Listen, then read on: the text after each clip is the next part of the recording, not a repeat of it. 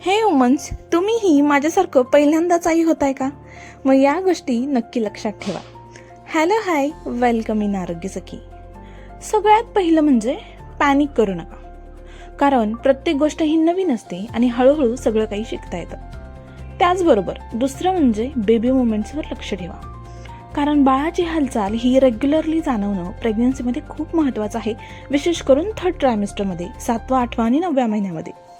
तिसरं म्हणजे proper diet घ्यायला हवं, जसं की दूध, डाळ, फळं, भाज्या. यामुळे तुमचं आणि बाळाचं हेल्थ चांगलं राहायला मदत होते थ्रू आउट द प्रेग्नन्सी.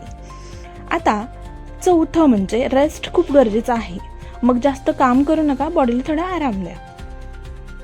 पाचवं म्हणजे डॉक्टर चेकअप मिस करू नका, कारण रेग्युलर चेकअप करणं हे प्रेग्नन्सीमध्ये खूप इम्पॉर्टंट आहे. तसंच 6वं म्हणजे स्ट्रेस घेऊ नका, पॉझिटिव्ह राहा, फॅमिली सपोर्ट घ्या. कारण लक्षात ठेवा, प्रत्येक मॉम काही परफेक्ट नसते आणि शिकत शिकतच आई बनतं. सो अशाच काही हेल्पफुल टिप्ससाठी आरोग्य सखीला नक्की फॉलो करा. व्हिडिओ आवडली असेल तर लाईक करा, गरोदर मातांसोबत शेअर करा आणि हो, तुमचे अनुभव मला कमेंट्समध्ये सांगायला विसरू नका. आणि व्हिडिओ आवडली असेल तर लाईक, शेअर, चॅनलला सबस्क्राईब नक्की करा. Bye, take care.